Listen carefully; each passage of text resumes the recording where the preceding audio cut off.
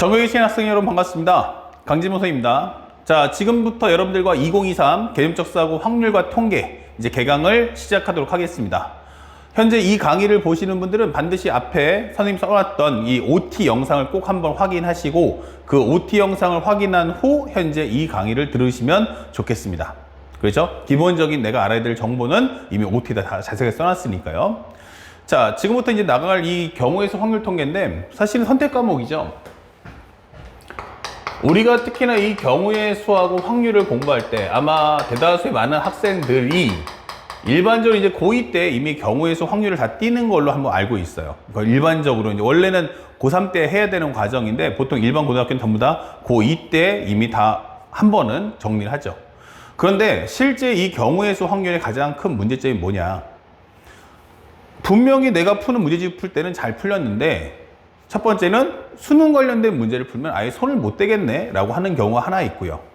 그 다음에 두 번째는 실제로 각각의 소단원을 배울 때는 이해가 잘 됐는데 나중에 문제가 막 뒤죽박죽 섞이죠.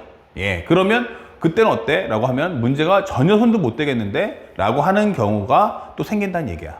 그러다 보니까 이제 학생들이 왜 이런 괴리감이 생기느냐라고 한다면 철저하게 공식에 따른 문제풀이를 하기 때문에 이 문제점이 발생이 하는 거예요.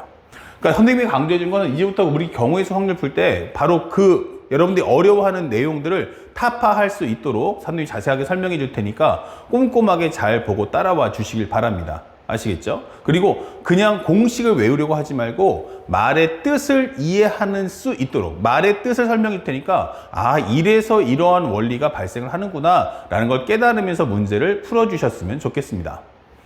자, 우리가 실제로 우리가 배경적 지식을 먼저 설명을 해준다면 이렇게 지문이 나와요. 그러면 맨 처음에 어떤 상황이 발생하냐면 상대방은 여러분들이 문제를 풀 수 있도록 설정을 깔아줍니다. 여기다가 바로 배경을 깔아주죠. 그래서 이 내용을 읽어보면 아, 무슨 말이구나 라고 알아들을 수 있게 해줘요. 자, 여기까지는 상황을 이해할 수 있죠. 그 다음에 문제가 발생한 게 뭐냐면 바로 이 부분이에요. 바로 뭐다? 제한 상황이 발생을 합니다. 제한 상황 발생, 이게 됩니다. 쉽게 말하면 이제 공식 사용을 할 수 없도록 브레이크를 걸어 놓는 거예요. 이것은. 자, 쉽게 우리가 비유해 볼까요? 라고 한다면 어떤 거에 비유할 수 있을까? 만약에 선생님한테 소고기하고 생선하고 먹어보자. 소고기하고 생선하고 먹을 때 뭐가 더 편합니까? 물론 맛있기로는 생선도 맛있고 소고기도 맛있죠. 그런데 만약에 먹는 입장에서 고기를 구워서 또는 불고기 만들어서 먹을 때 뭐가 더 편하죠? 하면은 우리는 누구나 다 소고기가 훨씬 더 편한데? 라고 할 거예요. 왜냐면 소고기에는 쉽게 말해서 가시, 뼈가 없기 때문에 그냥 넣고 우물우물 씹으면 그냥 돼요. 그냥 마음 편하게 아구 먹으면 이게 맛있게 먹을 수 있습니다. 생선은 어떻죠? 분명히 생선살은 맛있는데 뭐가 문제냐면 생선의 뼈, 가시가 너무 많단 말이에요. 그래서 사실 뼈를 바르는 과정이 너무나도 번거롭고 어렵다. 그래서 생선을 별로 선호하지 않아 라고 하는 사람도 되게 많습니다. 바로 얘가 그거예요. 공식 사용을 뭐한다? 방해하는 겁니다. 공식 사용을 할 수 없게끔 만들 거야. 이게 바로 뼈인 동시에 가시가 되는 거예요. 그래서 이러한 문제를 풀 때 우리는 뭘 해야 되냐 하면은 바로 이 과정을 통해서 바로 상황 정리를 해 주셔야 됩니다.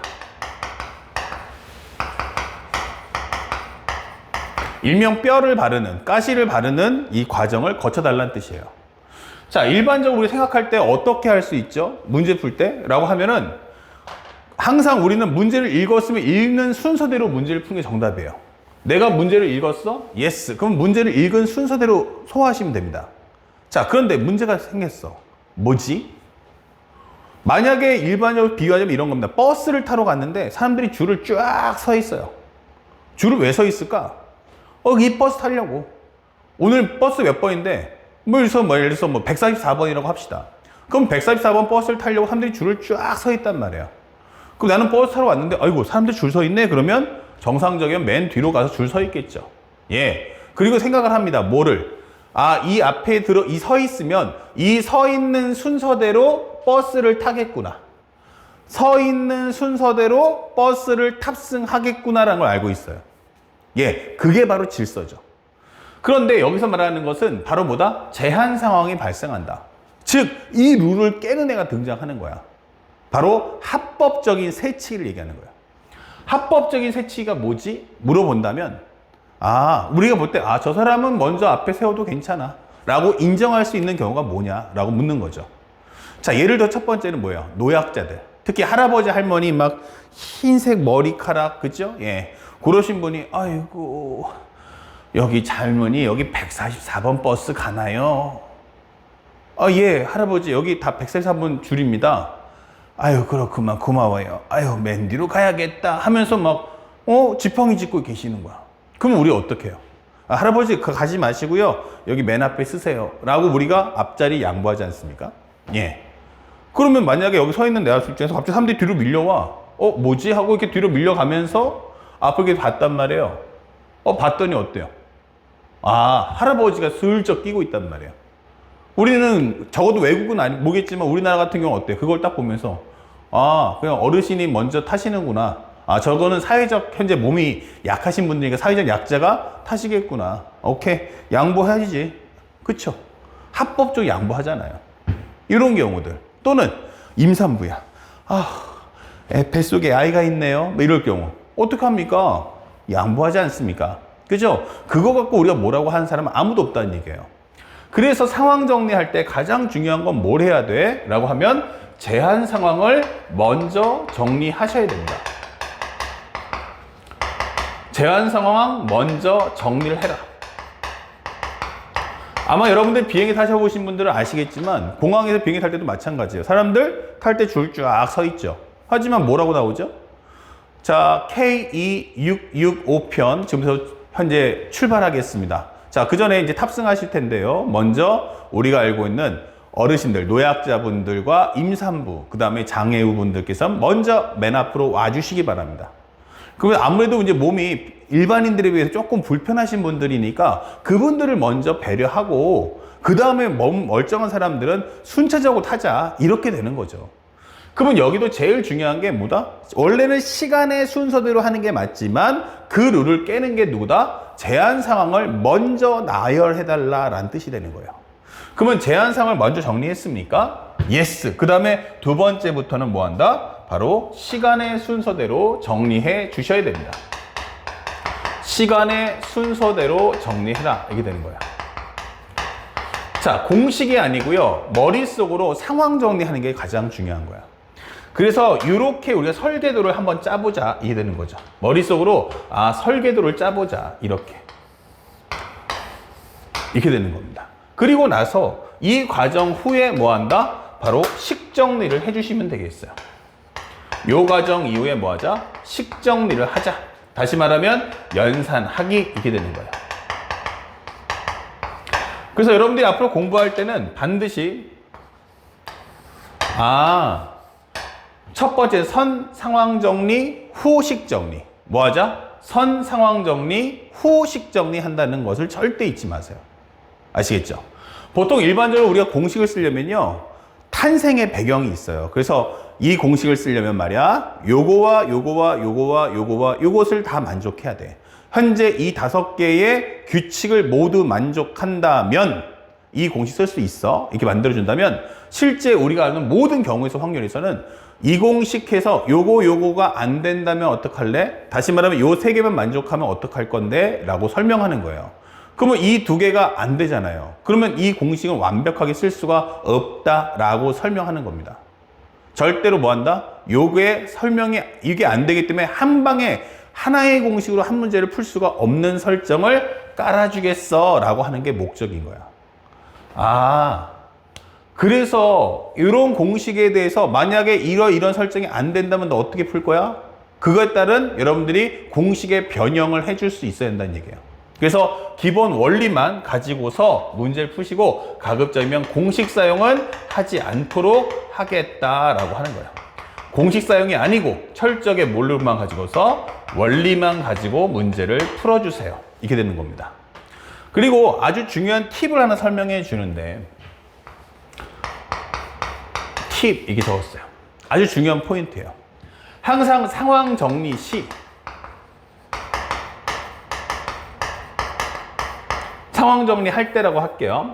자, 우리가 해야 될 건 뭘까라고 한다면 반드시 한 개의 상황을 정리할 때마다 한 개의 상황을 정리할 때마다 상황을 정리할 때마다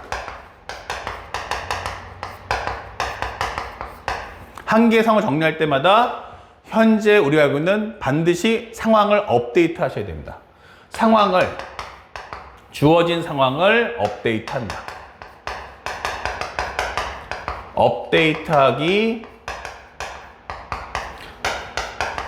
또는 우리가 알고 있는 예시문 만들기라고 설명하시면 되겠어요. 업데이트하기 또는 현재 예시문 만들기. 자, 요게 엄청나게 중요하다. 그래서 실제 우리가 암묵적으로 생각을 하다면 하나를 생각하고 두 번째 생각하다 보면 앞에 있는 상황에 대해서 까먹는 경우가 생겨요. 그 까먹는 경우 때문에 문제가 안 풀리는 경우가 발생을 한다. 그러니까 여러분들 요거 꼭 기억해서 잠시 후에 우리가 문제를 풀어줄 텐데 그때 문제 풀이 할 때 아, 이게 이런 뜻이었구나 라고 받아들여 주셨으면 좋겠습니다. 아시겠죠? 예. 자, 첫 번째 여러분들이 간단하게 오늘은 첫날 강좌이기 때문에 너무 길게보다는 일단 사전적 배경을 먼저 설명을 해드리겠습니다. 요거 가슴에 꼭 새기시고요. 바로 다음 영상에서 이제 본 내용인 합사건, 곱사건, 수용도 설명 후 바로 문제풀이까지 순차적으로 착착착 진행해 보도록 하겠습니다. 자, 이제 본 내용으로 들어가서 우리가 합사건, 곱사건, 수용도에 대해서 한번 설명해 볼 텐데 우리가 실제 어떤 단순한 교과서 과정으로 보게 되면 전부 다 뭔가 단락에 대한 끊음이 없기 때문에 끊어지지 않기 때문에 이게 어떻게 구분되는지 잘 못 보는 학생들이 있어요. 첫 번째는 우리가 알고 있는 모든 경우의 수는 이렇게 두 가지로 쪼개집니다. 하나는 기본적으로 식 정리가 가능한 내용. 예, 식 정리가 가능한 내용. 여기는 식 정리가 가능해 라고 설명하는 과정이 있고요. 또 반대쪽에는 뭐냐면 식정리가 안 돼요 하는 내용이 있어요. 여기는 식정리가 안 됩니다 라고 하는 과정. 아니 그러면 식정리가 된다는 것은 뭐지? 하면은 여기는 말 그대로 하면은 1번 내용 확인을 할 필요가 없다. 내용 확인이 필요 없다 라고 설명할 수가 있어요. 야, 그걸 뭘 확인하냐 다 똑같구만. 다시 말하면 규칙적이다 라고 설명할 수 있어요. 예. 그러면 얘 같은 경우 어떨까? 그러면 얘는 내용 확인이 꼭 필요합니다. 내용 확인이 꼭 필요하다. 왜? 하면은 상황이 불규칙이니까. 상황 자체가 불규칙적이야. 이게 되는 거야. 야, 이거는 뭐 감당이 안 되네. 들쭉날쭉 이렇게 되는 거예요. 그러면 이것은 어떻게 한다? 다시 말하면 어떤 공식 사용을 해서 문제를 풀 수가 있다라고 한다면 여기서는 말 그대로 공식 사용을 할 수가 없다 이렇게 되는 거예요. 그러니까 일일이 하나하나 다 손으로 세봐 이렇게 되는 거죠. 자, 그렇다면 이와 같은 내용을 다루고 있는 게 뭐냐라고 질문한다면 두 개로 쪼개집니다. 바로 하나는 우리가 알고 있는 합사건이라고 설명을 할 수가 있겠고 또 하나는 우리가 공부하는 곱사건이 됩니다. 그리고 오른쪽에 나오는 이 내용이 바로 수형도라는 과정인 거예요. 자, 그럼 선생님이 이렇게 일부러 영역을 쭉 쪼개봤는데 현재 여러분들 보시면 기본적으로 땅을 본다면 어느 땅이 제일 넓죠? 라고 한다면 바로 수용도가 제일 넘어요. 수용도가 땅이 엄청 넓은데 여기는 불모지. 그래서 여기는 개발이 안 된 거고요. 여기는 땅은 좁은데 되게 밀집해가지고 아주 집약적인 발전을 이루는 거란 말이야. 예를 들어서 우리가 여기 보면 쉽게 말하면 여기는 중국이에요. 여긴 대만이고 여긴 한국이고 또는 일본이고 하면 되겠죠. 만약 대만, 일본, 한국을 다 합친다 해도 땅 크기만 본다면 사실은 중국하고 비교가 안 되는 거죠. 중국이 그만큼 압도적인 거야. 근데 속된 말로 하면 그냥 비유하는 거니까 오해하지 마시고 전 세계적으로 해서 중국을 가장 무시하는 나라가 누굴까 하면 선생님 생각은 한국이에요. 우리는 보통 한국인들은 중국인들을 비하하는 발언들 많이 하죠. 예. 아, 중국 음식, 뭐, 중국 요리는 뭐 되게 막 지저분하다. 뭐, 중국 제품은 되게 불량품이 많다. 뭐 이러면서 중국 물건, 메이드 인 차이나 그러면 되게 싫어하잖아요. 하지만 우리가 살아가는 모든 일상생활의 그 어떤 도구들 중에서 메이드 인 차이나가 아닌 게 없죠. 그러니까 전 세계적으로 다 중국을 엄청나게 강국이다, 조심스럽게 대한다면 우리나라 국민들만 유일하게 그 중국에 대해서 되게 무시한단 말이에요. 사실은 그래서는 안 되겠죠. 우리는 보통 교과서나 개념서에서는 공식 사용하는 것을 위주로 공부하다 보니까 얘를 많이 배우는 것 뿐이에요. 오케이? 그런데 여기 나중에 곱사건 안에 뭐가 일어나냐면 순열 종류 4개. 그러면 또 조합도 여러 개. 이렇게 되는 거죠. 순열과 조합이 다 여기 몰려 있는 것 뿐이지 사실은 수용도가 넘버원인 거야. 그래서 사실 여러분들 꼭 공부할 때는 수용도라는 과정이 항상 어느 문제든 아까 설명했던 제한 상황으로 얘가 투입될 수 있다는 점을 꼭 기억하셔야 됩니다. 아시겠죠? 수용도가 언제든지 실제 시험 문제로 출제가 될 수 있다라는 걸 절대로 까먹지 말자. 자, 그러면 우리가 이제 하나하나 꼼꼼히 볼 텐데 우리 공식 쓰지 말자고 했어요. 그러니까 내가 봤을 때 납득되네. 그 말은 맞아. 라고 할 수 있는 그 상황을 가져오라는 얘기야. 그러면 첫 번째로 우리가 알고 있는 합사건은 뭘까? 이렇게 되는 거예요. 자, 지금부터 이제 질문을 할 텐데 질문을 했을 때 그 내용이 한 가지 질문했어, 두 가지 질문했어 이렇게 되는 거야. 그것을 우리가 사건이라고 하는데 두 사건 A와 B가 시간의 이어짐이 발생을 합니까? 시간의 이어짐이 발생을 합니까? 라고 한다면 No. A와 B는 별개야.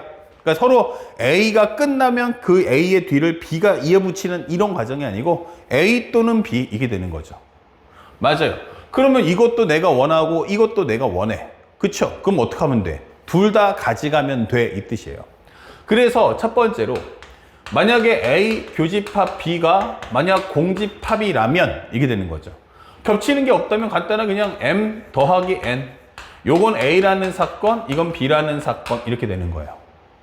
그 다음에 두 번째는 만약에 그런데 A 교집합 B가 공집합이 아닐 수도 있잖아. 이게 되는 거예요.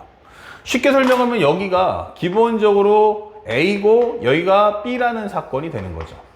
그러면 여기가 기본적으로 M가지, N가지 이렇게 되는 거고요. 그러면 여기는 어떻게 되는데 하면 여기가 A, 여기는 B. 그러면 우리가 알고 있는 현재 이런 경우가 발생한다면 이때는 M에다가 N을 더해준 후에 겹치는 L가지를 빼주세요. 그러니까 다시 말하면 여기는 A, 여기는 B, 여기는 뭐 한다? A 교집합 B다. 이렇게 설명을 해줄 수가 있는 거죠. 그래서 겹치는 여기 부분이 L이구나 라고 설명을 할 수가 있다. 여기가 바로 L이구나 이렇게 되는 거죠. 그리고 우리가 알고 있는 여기가 바로 A다, 여기가 바로 M가지다 할 수 있는 거고요. 그 다음에 여기가 바로 N가지다 설명할 수 있겠죠. 예. 이렇게 설명할 수 있는 겁니다. 제일 중요한 건 바로 시간의 이어짐이 발생하지 않는다. 이 점이 중요한 거죠. 그렇다면 두 번째. 그러면 곱사건은 뭐야? 이게 되는 거야. 그러니까 두 사건 다 내가 원하는 경우야. 그러면 이것도 가져가고 이것도 가져가면 돼요. 예를 들어서 이제 하나만 설명해 주면 살짝 보여주고 들어가는데 주사위를 던질 때 1번 2의 배수 또는 5의 배수는 몇 가지야? 이렇게 물어봤어요. 2의 배수거나 5의 배수는 몇 가지야? 그러면 2의 배수는 몇 가지가 있겠어요? 그러면 2, 4, 6 세 가지. 5의 배수는 한 가지. 합치면 네 가지. 맞아요. 그럴 때 쓰는 게 합사건이에요. 이것도 다 내 거 할 수 있는 거. 그러면 만약에 2의 배수 또는 3의 배수가 나오는 건 몇 가지일까? 라고 한다면 2의 배수는 2, 4, 6 세 가지고 3의 배수는 3, 6 두 가지인데 6은 2의 배수, 3의 배수 둘 다 겹치네. 그러면 한 번 빼줘야겠네. 이게 되는 거죠.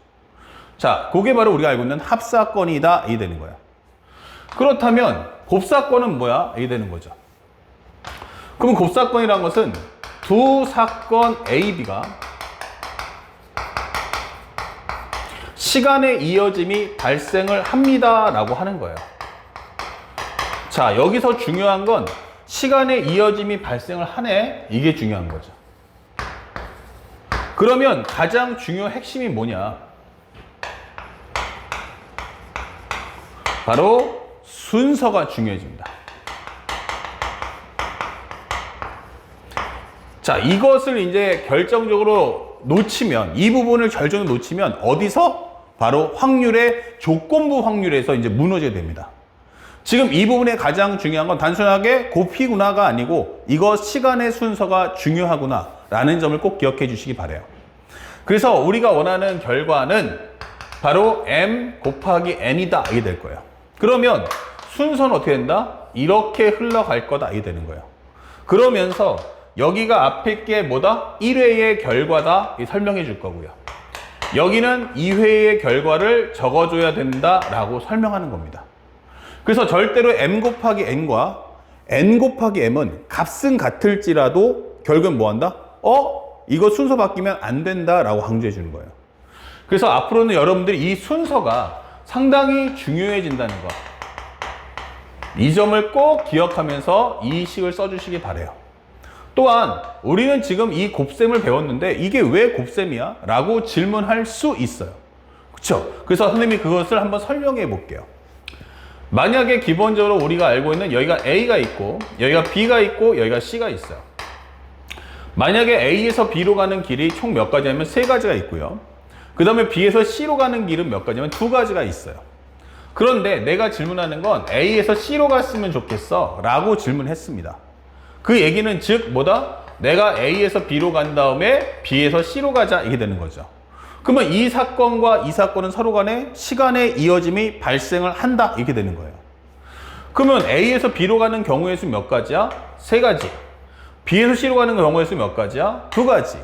근데 시간의 이어짐이 연결돼서 제일 중요한 건 한 가지 결과를 만들어야 됩니다. 그 다음에 제일 중요한 건 한 가지 결과 만들기까지 한번 적어볼게요. 이렇게. 이런 식으로. 그래서 두 개가 마치 이어달리기 해서 우승팀 한 팀을 고르는 것처럼 한 가지 결과를 만들어야 돼. 그러려면 이 사건은 가운데 뭐다? 곱을 써주세요 라고 하는 겁니다. 자, 그러면 곱을 쓰는 거는 뭐 쓸 수 있는데 어떤 상황이기 때문에 곱을 쓰냐? 이유가 뭐냐? 이거예요. 자, 그러면 그 내용을 한번 살펴본다면 만약에 A에서 B로 가는 경우는 이렇게 3가지가 있고요. B에서 C로 가는 경우는 2가지가 이렇게 있는 거야. 만약 내가 맨 위로 간다면 이게 돼 있어요. 위로 간다면 그 다음에 갈 수 있는 경우의 수 몇 가지예요? A로 가는 경우는 2가지다 이게 되는 거죠. A로 가는 경우는 내가 A로 간다면 갈 수 있는 게 2가지구나. 혹은 B로 간다면 이게 되겠죠. 가운데 길로 가도 마찬가지 몇 가지야? 2가지다 이게 되는 거예요. 아니야, 나 밑으로 갈 수도 있잖아. 맞아요. 그러면 밑으로 간다면 몇 가지다? 2가지다. 그러면 이렇게 갈 수도 있고 또는 이렇게 갈 수도 있고 또는 밑으로 갈 수도 있다 이게 되는 거예요. 그러면 각각의 사건이 서로 이어지는 거 아니야? 종결된 거 아니야? 그러니까 서로가 A를 가면서 동시에 B로 갈 수는 없지만 이것 또는 이것 또는 이거 어디 길로 가도 상관없어. 다 허락해 줄게. 이렇게 되는 거야. 그러면 각각의 상황이 다 원하는 거니까 뭐예요? 합사건. 근데 이게 똑같이 몇 번이에요? 같은 숫자를 3번 더했네? 이게 되는 거죠. 그러면 이 가정을 뭐다? 3 곱하기 2 또는 2 곱하기 3 이게 쓸 수 있는 거죠. 그러니까 결국에는 뭐다? 같은 값이 몇 번 나온다? 똑같이 3번 나온다. 그러니까 뭘 하든 상관없어. 규칙적이야 라고 설명하는 내용이 되는 거예요. 아시겠죠? 또 2 곱하기 3, 3 곱하기 1 쓸 수 있는데 이왕이면 시간의 순서대로 해석까지 들어간다면 3 곱하기 2로 적어달라 라고 설명하는 내용이 바로 곱사건이 되는 겁니다. 아셨죠? 자, 그래서 우리가 앞으로 이 내용을 정리할 때 합사건, 곱사건 만약에 서로 둘 다 내가 원하는데 상대방이 질문한 게 2가지인데 얘네가 시간에 이어짐이 없어 할 때는 합사건. 얘네들이 시간에 이어짐이 있어서 두 사건이 연결돼서 한 가지의 결과를 만든다면 그때는 곱사건을 써야 한다라는 점을 절대로 잊지 않길 바랍니다. 그리고 아까도 설명했지만 내가 A로 가든 B로 가든 C로 가든 어때요? 경우에서 똑같죠? 바로 이럴 때 쓰는 게 바로 공식 사용인데, 아까도 얘기했다시피 제한 상황이 들어간다면 이 공식은 무너지는 겁니다. 그래서 원리를 기억해야지 공식의 글씨를 기억해서는 안 됩니다. 글씨가 아닌 원리를 꼭 기억하면서 문제를 다가서라. 그리고 마지막으로 설명을 해준다면 수용도를 살펴볼 수 있는데, 수용도는 뭐죠? 이게 되는 거예요. 이것은 말 그대로 애기처럼 모든 경우를 하나하나 다 손으로 세보는 겁니다. 알겠죠? 공식 사용하지 마시고요. 모든 경우를 일일이 하나하나 적어본다. 자, 이렇게 되는 거예요. 그러다 보니까 수용도를 쓸 때는 가장 중요한 게 내용 확인이 필요하고요. 불규칙적이 돼야 됩니다. 이거 불규칙이네. 결국 A가 앞에 오는 거야? 가운데 오는 거야? 에 따라서 뭐 한다? 상황이 그때그때 달라요가 되는 과정인 거예요. 그러면 공식 사용하지 말고 다 써야겠네. 자, 아까 전에 선생님이 뭐 했어? 주사위를 한번 던질 때 2의 배수의 개수 몇 개죠? 라고 물어봤죠. 주사위를 한번 굴렸어. 2의 배수 몇 개야? 2, 4, 6. 세 가지. 정답. 그럼 뭐 해서? 2, 4, 6. 공식 쓴 게 아니고 손으로 다 세봤죠. 2, 4, 6. 세봤단 말이야. 바로 이런 걸 수용도라고 하는 거야. 그런데 특히 수능에서 사랑하는 수용도의 설정 원인들이 있어요. 그게 바로 뭐냐? 중요 설정. 바로 1번. 첫 번째, 두 수의 합차. 또는 두 수의 곱이 되는 겁니다. 이런 경우 나올 때는 수용도를 써줘. 예문을 하나 받아준다면 바로 A 더하기 B가 4가 되는 경우의 수. 주사위를 두 번 던질 때 두 눈의 합이 4가 나오는데 몇 가지가 있지? 그때는 뭐 합사건 곱사건 쓰는 게 아니죠. 두 눈의 합이 4가 나와라. 그럼 어떻게 됩니까? 이럴 때 1, 3, 2, 2, 3, 1. 그래서 세 가지. 정답. 그러니까 이런 거 쓸 때 우리가 수용도 쓰는 거예요. 수능에서 가장 많이 빈도수 나오는 거 바로 두 수의 합차, 두 수의 곱. A 더하기 B가 4다, A 곱하기 B가 8이다. 이렇게 되는 경우들. 그러면 이런 경우도 어떻게 하면 돼? 1, 8. 안 되죠. 왜? 주사위는 8이 없으니까. 그럼 이런 경우는 2, 4. 또 우리가 알고 있는 3 안 되고. 4, 2. 이런 경우 두 가지구나. 이게 되는 거죠. 주사위 두 번 던질 때. 주사위 두 번 던질 때. 이렇게 되는 거죠. 자, 이런 설정에서 한번 내봤어요. 이 기예문.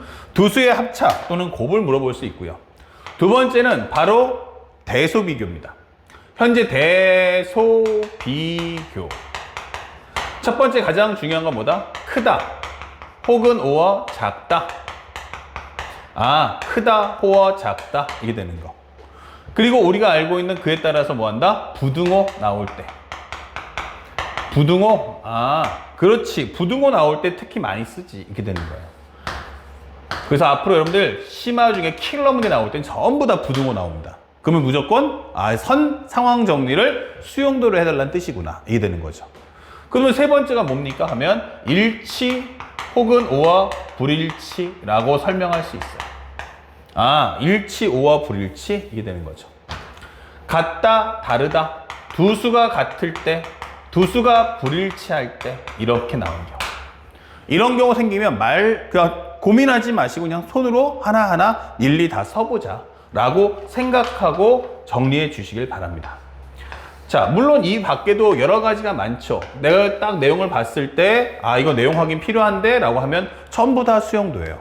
그런데 그 중에서 특히나 요 1번, 2번에 해당하는 내용은 수능에 가장 빈도수 있게 높게 나오니까 꼭 외워두시고 기억해 두시길 부탁드리겠습니다. 아시겠죠? 자, 그래서 우리가 알고 있는 현재 이것은 공식 사용이 가능하지 않은 수용도와 공식 사용이 가능한 합사건, 곱사건을 간단하게 살펴봤어요. 자, 그럼 다음 영상에서는 바로 연결해서 우리가 1번부터 5번까지 문제를 풀어보도록 하겠습니다. 자, 이제 12페이지에 있는 이제 문제 1번부터 5번까지 한번 살펴볼 텐데 한번 생각해 보자고요. 할아버지, 할머니, 아버지, 어머니, 영희, 철수 모두 6명의 가족이 자동차를 타고 여행을 가려고 합니다. 자동차에는 앉을 수 있는 좌석이 그림과 같이 앞줄에 2개, 가운데 줄에 3개, 뒷줄에 하나가 있어요. 이렇게.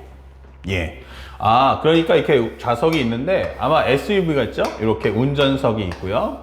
그 다음에 여기에 이제 어머니가 뒷석에 이제 좌석이 있겠고, 가운데 자리가 이렇게 3개가 있는 거야. 예. 그쵸? 이렇게. SUV. 근데 여기가 바로 이제 트렁크가 있고요. 짐 놓는 칸, 여기에 또 좌석이 하나 있는 거야. 이렇게 6개 좌석이 있습니다. 라고 설명이 돼 있습니다. 만약 여기까지를 보면요, 평범하죠. 자, 그냥 한번 앉아보자 라고 하면 우리가 알겠지만 애기들도 뭐 운전석에 앉힐 수 있죠. 단 시동만 키면 안 됩니다. 그쵸? 시동만 안 키면 이제 애들끼리 앉아서 막 붕붕 하고 놀잖아요. 자, 할아버지, 할머니, 아빠, 엄마, 영희, 철수 앉아봅시다. 그러면 할아버지 앉는 방법이 있으면 몇 가지죠? 6가지. 그러면 할머니 앉는 방법이 있으면 몇 가지죠? 할아버지 무릎 위에 앉을 거 아니면 몇 가지야? 5가지. 그 다음 몇 가지요? 4가지, 3가지, 2가지, 1가지. 그래서 6명이 다 탑승을 하죠. 예, 그러면 상황이 이어지니까 곱사건이야 라고 문제를 풀면 이거는 그냥 기초 개념 문제가 되는 거야. 그러니까 이게 수능이 된다는 건 여기다가 뭐 한다 했어요? 슥 하고 제한 상황이 들어올 거야 라고 하는 거야. 그러면 그 제한 상황이 뭘까라고 봤더니, 자, 운전석에는 뭐만 한다? 아버지하고 어머니만 앉을 수 있고 영희와 철수는 가운데 줄에만 앉을 수 있을 때라고 설명이 돼 있어요. 자, 이 상황을 우리는 뭐라고 한다? 제한 상황이라고 한다. 이게 되는 거야. 자, 우리가 먼저 뭐라고 했어요? 제한 상황을 먼저 해주자. 그러니까 선 상황 정리는 뭐다? 제한 상황을 먼저 해주고 언급이 없는 프리한 애들은 나중에 나열해줘. 이렇게 되는 거야. 그러면 순서대로 한번 가보자고요. 자, 첫 번째는 뭐 합니까? 운전석 한번 앉혀보자. 여기 앉혀보자, 여기. 문제 주잖아요. 순서대로 가시면 됩니다. 아버지하고 어머니만 앉을 수 있다. 몇 가지요? 2가지. 아, 여기는 운전석에 앉는 방법의 수구나. 다른 자리 먼저 앉으면 안 돼요. 제한사항부터 먼저 해주세요. 그래서 여기 아빠가 이제 운전하기로 결정을 한 거야. 자, 선생님이 아까 전에 또 하나 중요했던 거 뭐라고 했죠? 상황을 한번 정리할 때마다 이렇게 예시문에다가 이제 현재 우리 정리하고 있는 이 과정을 업데이트 해달라고 했어요. 그쵸? 업데이트. 그러면 이제 하나씩 적어 보는 게 진짜 중요한데, 아, 이제 아빠, 이제 끝. 이렇게 되는 거야. 그 다음에 이제 남은 건 뭐냐면, 영희야, 철수야, 니네 가운데 자리에 좀 앉아볼래? 이렇게 되는 거야. 자, 그러면 이제 영희가 와야겠죠? 영희야, 너 앉아라. 네. 그럼 앉는 방법의 수 몇 가지? 3가지. 저는 창가에 앉겠습니다. 이게 되는 거예요. 자, 좋아. 그 다음에 누구야? 철수 와라. 그러면 철수는 남은 2자리 중에 하나를 고르는 거니까 저 여기 앉을게요 라고 하는 거야. 이렇게. 그쵸? 그러면 이 상황이 서로 이어진가 바로 곱사건이구나 라는 걸 알 수 있고요. 6명이 모두 탑승하기 때문에 이 과정 또한 곱사건이구나 이게 되는 거예요. 그러면 이건 뭐죠? 하면은 바로 영희와 철수를 앉히는 방법의 수가 되는 겁니다. 영희와 철수를 앉는 방법의 수 이렇게 되는 거죠. 자, 그리고 상황을 계속해서 업데이트 해주세요. 그러면 이제 영희, 철수도 끝났어요. 이제 남은 건 누구죠? 할아버지, 할머니, 엄마만 남았네요. 자, 이제 프리하니까 아무나 먼저 앉으시다. 할아버지 앉으세요. 그러면 할아버지 앉는 방법의 수 몇 가지다? 3가지다. 나는 여기 앉지마. 이게 되는 거야. 그죠? 그러면 그 다음에 이제 엄마 앉으세요 하니까 엄마가 앉는 방법의 수는 2가지다. 아, 여기 엄마가 앉을게. 그러면 할머니 앉는 방법의 수 몇 가지다? 1가지다. 이렇게 하나하나 공간을 채워가면서 내용을 확인한다면 내용을 쉽게 풀 수가 있다라고 하는 겁니다. 됐죠? 자, 그렇다면 여기 정리해보면은 2 곱하기 6 곱하기 6이기 때문에 정답은 72가지입니다. 이렇게 문제를 소화하는 거예요. 그럼 모든 앞으로 있을 경우의 수나 확률은 전부 이와 같이 선 상황 정리, 후식 정리, 제한 상황 반드시 있을 테니까 선 상황 정리, 후식 정리의 과정을 꼭 거쳐야만 한다는 걸 잊지 않기를 부탁드리겠습니다. 자, 그 다음에 조금 더 이제 스피드 한번 내볼까요? 할아버지, 할머니, 아버지, 어머니, 아들, 딸로 구성된 가족이 있어요. 자, 이 6명의 가족이 이번엔 기차를 타고 갑니다. 자, 그랬더니 여기가 창가가 있는데 여기에 좌석이 3개가 있고요. 여기도 3개가 있다. 그 여기를 1열이라고 하고 여기를 2열이라고 하자. 이게 되는 거예요. 아니 그랬더니 중요한 게 그냥 앉으면 좋은데 뭐라고 써 있어요? 바로 할아버지 할머니가 서로 같은 열의 이웃하시고요. 어머니 아버지도 같은 열의 이웃하여 주세요. 이렇게 설명되어 있어요. 아 그러니까 아들 딸은 넌 맨 마지막에 앉아. 일단 아빠하고 엄마, 할아버지 할머니 서로 이웃해라. 이게 되는 거야. 자 그래서 뭐 그건 뭐 어렵나? 그냥 앉으면 되지. 자 할아버지 한번 앉을까? 예. 할아버지 앉는 방법이 있으면 몇 가지예요? 6가지 이렇게 된단 말이야. 할아버지 앉는 방법이 있어요. 6가지. 그럼 할머니 앉는 방법이 있으면 몇 가지야? 그러면 할머니는 할아버지 옆에 앉아야 되니까 이게 되는 거야. 근데 보니까 뭐예요? 할아버지가 여기 앉았어. 그럼 할머니 앉는 방법이 있으면 몇 가지예요? 한 가지죠. 근데 할아버지가 여기 앉았어. 그럼 할머니 앉는 방법이 있으면 몇 가지예요? 2가지예요. 그러니까 할아버지가 여기 앉을 때와 여기 앉을 때가 할머니의 경우의 수가 그때그때마다 다르다. 이게 되는 거예요. 이거 뭐예요? 불규칙이 되는 거예요. 그러면 첫 번째 방법 뭐다? 수용도를 다 쓰는 수밖에 없어요. 뭐 할 수밖에 없다? 수용도를 쓰는 수밖에 없다. 근데 또 2번째는 이웃하여 앉는다 라고 했으니까 어떡하자? 이웃하여 앉기 하면은 무조건 묶어두시면 됩니다. 이웃하여 앉기 하면은 이런 경우는 묶는다 생각하시면 조금 더 기계적으로 풀 수가 있어요. 자, 그리고 문제를 풀 때는요, 조금 더 쉽고 천천히 풀어보세요. 자세하게. 그러니까 중문, 장문이처럼 길게 한 방에 풀려고 하지 말고 짧게 상황을 정리해 보는 거야.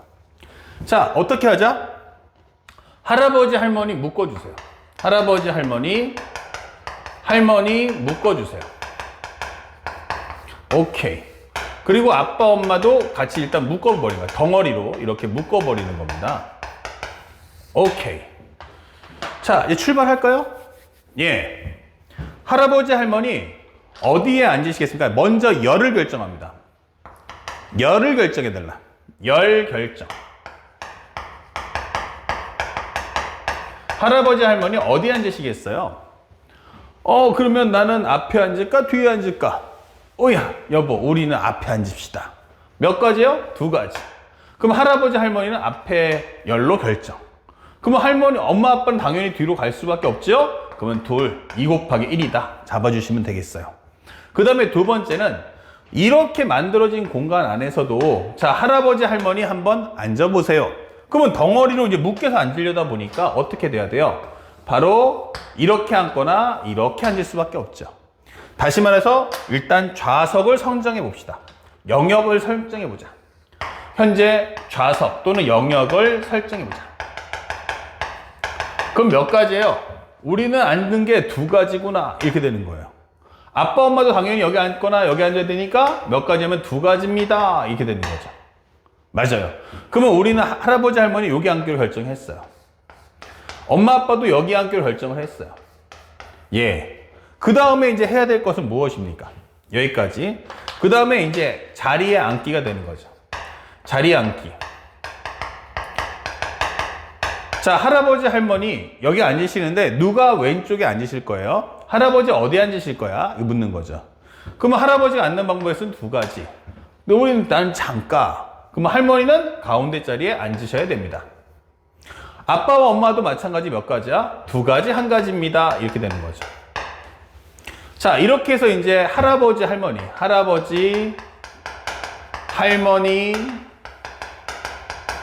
그 다음에 엄마, 아빠가 앉는 거야. 그러면 남는 건 누구야? 그러면 이제 우리가 알고 있는 아들, 딸이 이 자리에 앉으면 되겠지. 맞아요. 그럼 몇 가지입니까? 그러면 2가지, 1가지. 아들, 딸 이렇게 되는 거죠. 아들, 딸. 그러면 아들이 여기 앉고 딸이 여기 앉으면 되겠네. 이게 되는 거죠. 그렇게 이렇게 순서를 정해놓고 푸시면 돼요. 그러면 2 곱하기 4 곱하기 4 곱하기 2다. 88에 64다. 이렇게 문제를 풀어주면 끝이 되는 거죠.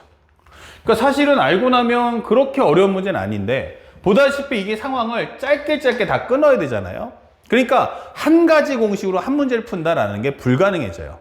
그러니까 학생들로 하여금 사고력이 있는지 생각하고 문제 푸는지를 보고 싶을 때 바로 출제하는 게 바로 이게 경우의 수, 확률이 되는 거예요. 그래서 항상 선 상황 정리, 후식 정리. 그러니까 제한 상황이 항상 있다라는 점을 절대로 잊지 않길 바랍니다. 그 다음에 세 번째 문제인데, 좀 예전 스타일이지만 예시문이니까요. 자, 그림과 같은 모양의 종이에, 이렇게 5단계가 있죠. 현재 여기가 1, 2, 3, 4, 5라 정한다면, 서로 다른 색깔 세 가지가 있어요. 누구? A, B, C라고 하자. 자, 이웃한 사다리꼴에는 서로 다른 색깔을 칠할 거예요. 그리고 맨 위하고 맨 아래가 뭐해라? 서로 다른 색깔의 색깔을 칠한다. 이게 돼 있어요. 그러면 생각을 해보면 이렇게 돼서 하나, 둘, 셋, 넷, 다섯 이게 되는 거죠. 자, 그런데 문제는 뭐다? 서로 이웃하는 색깔은 서로 구분돼야 된다. 그러면 여기는 내가 만약 칠하겠다면 몇 가지야? 세 가지가 될 거야.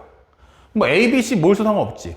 단 A를 쓰면 여기는 B, C, B면 A, C, C면 A, B니까 여기 몇 가지면 두 가지가 될 거야. 네가 모두 나는 그 색깔만 피하면 되니까 두 가지가 된단 말이야. 이런 식으로.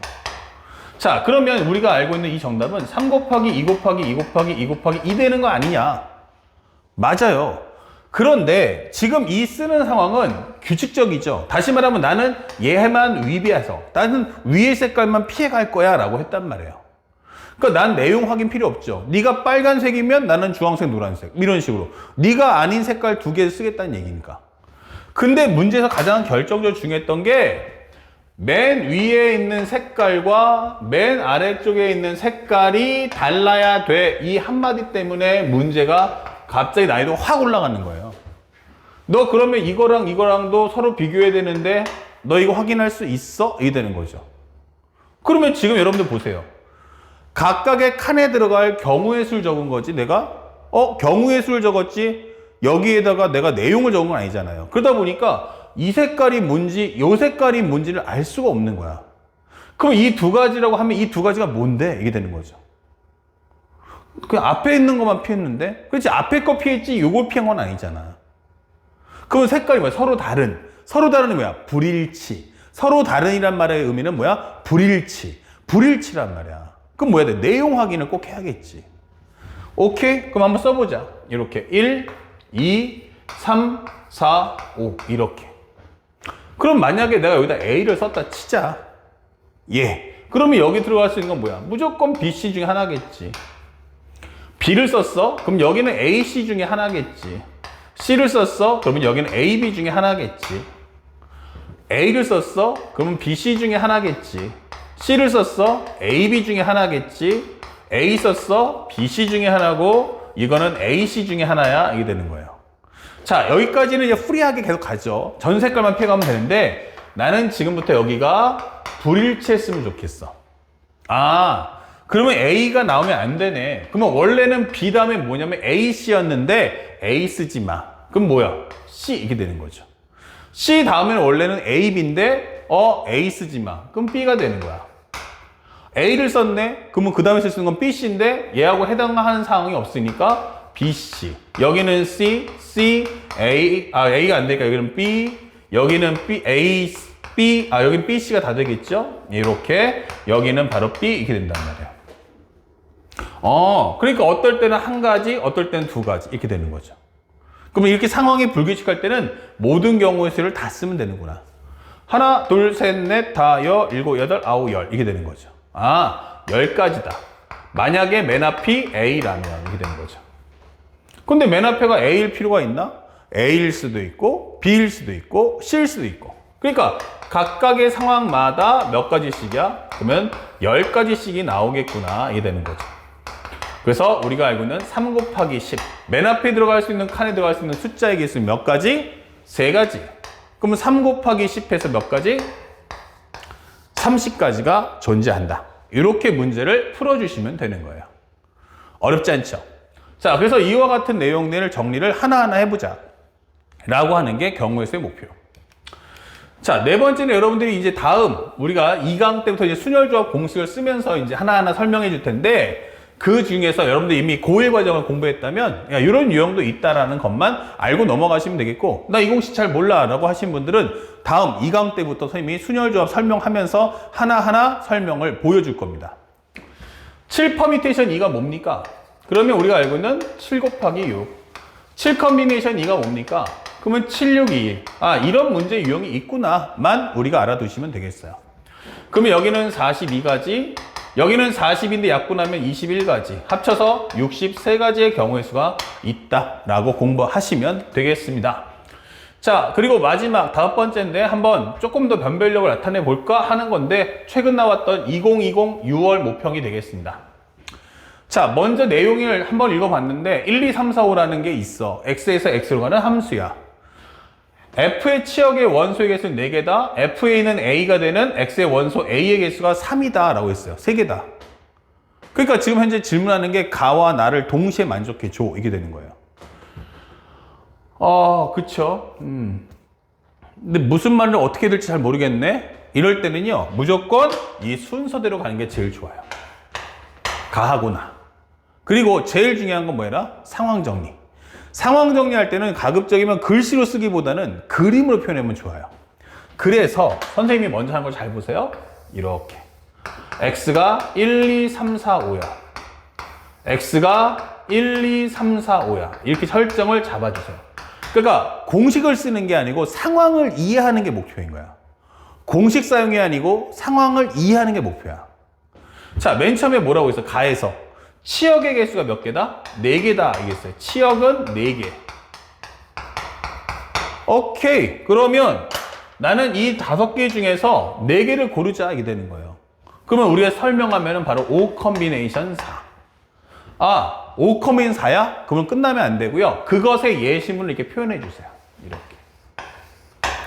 처음이니까 뭐 5 하나 빼면 되는 거니까 뭐 1 뺀다, 2 뺀다, 3 뺀다, 4 뺀다, 5 뺀다 해도 괜찮겠죠? 5가지입니다. 예. 자, 그러면 일단은 첫 번째는 했어. 그 다음에 뭐냐면 FA가 A인 것의 개수가 몇 개다? 3개다. FA가 A가 되는 거 몇 개라고? 3개 이게 됐단 말이야. 자, 그러면 생각해보면 이 그림 보니까 1이 1 될 수 있고 2는 2 될 수 있고 3은 3 될 수 있고 4도 4 될 수 있어. 5는 1, 2, 3, 4 중에 가야만 해. 이렇게 되는 거죠. 근데 이게 후보들은 몇 개냐면 4종류지만 나는 딱 3개만 된다 했어. 그러니까 어떻게 돼? 4 컨비네이션 3이라고 적어두자. 이게 되는 거죠. 그러면 그 중에서 여러분들 이걸로 끝나면 안 되고요. 지금 이 상황에 맞는 숫자를 이렇게 표시해 달라는 얘기야. 그 얘기는 1은 무조건 1로 가야 되고 2는 2로 가야 되고 3은 3으로 가야 한다가 결정이 나버리는 거죠. 오케이. 그러면 각각의 상황이 이어지니까 곱사건인데, 자, 이제 남은 건 뭐예요? 1은 무조건 1로 가야 되죠. 2는 2로 가야 되죠. 3은 3으로 갔어요. 4는 갈 수 있는 게 몇 가지예요? 그러면 절대 F4는 4로 가면 돼, 안 돼? 안 되죠. 아, 그러니까 현재 4가 갈 수 있는 건 몇 가지야? 3가지밖에 없다. 이게 되는 거예요. 자, 요것은 F4의 경우의 수가 되는 겁니다. 너 어디 갈 거야? 저는 1로 가겠습니다. 이게 되는 거죠. 자, 이렇게 상황을 한 가지 할 때마다 상황을 이렇게 업데이트하니까 상황이 점점 포위망이 좁혀지는 거야. 그럼 맨 마지막에 뭐라고 하냐면 너 5가 갈 수 있는 건 몇 가지야? 이게 되는 거예요. 근데 아무렇지 않게 이 상황 업데이트가 안 돼 있으면 5가 갈 수 있는 건 몇 가지야? 4가지요. 이럴 수 있단 말이에요. 그러면 4가지라고 썼을 때 만약 얘가 1로 가버리면 그러면 치역 얘는 어떻게 돼? 이 4는 누가 가져갈 거냐고. 치역 4개라며. 그죠? 그러니까 그렇게 4개 나오면 안 된다는 얘기야. 4는 4로 갈 수 없으니까 무조건 1, 2, 3으로 가겠지만 5는 마지막 치역인 얘로 갈 수밖에 없겠죠. 예, 그래서 몇 가지야? 한 가지구나. 아, 이거 4를 누가 가져간 거야? 5가 가져갔다는 얘기구나. 이게 되는 거죠. 지금 엄청난 교훈을 줬어요. 지금 오답률이 64%예요. 3점짜리밖에 안 되는 게 오답률이 64라는 건 뭐다? 왜 틀렸을까? 바로 상황 정리할 때 한 가지 상황을 맞출 때마다 상황에 대한 업데이트가 없기 때문에 헷갈린 거예요. 절대 빨리 풀려고 하지 마시고 가장 부탁드리는 건 뭐다? 꼼꼼하고 디테일하게 풀이를 할 수 있도록 배워나가셔야 됩니다. 5 곱하기 4 곱하기 3 정리해주면 몇 가지다? 바로 60가지입니다. 이렇게 문제를 소화하시면 되겠습니다. 아시겠죠? 자, 어려운 내용 아닙니다. 여러분들 지금부터 해야 될 것은 이제 본격적인 이제 확률과 통계 본 레이스에 들어갈 텐데 그 전에 우리가 알아야 되고 숙지될 내용들을 바로 1강에서 모두 담아서 한번 보았다. 다음 시간에 배울 순열과 조합에 대한 내용도 결국 뭐다? 바로 곱사건과 합사건의 연장선, 그리고 문제 풀이할 때는 지금처럼 선 상황 정리, 후식 정리의 과정을 따라가야 함을 절대로 잊지 말아야겠습니다. 아시겠죠? 자, 두 번째 강의에서 이제 본 교과 과정인 순열과 조합 시작해 보도록 하겠습니다.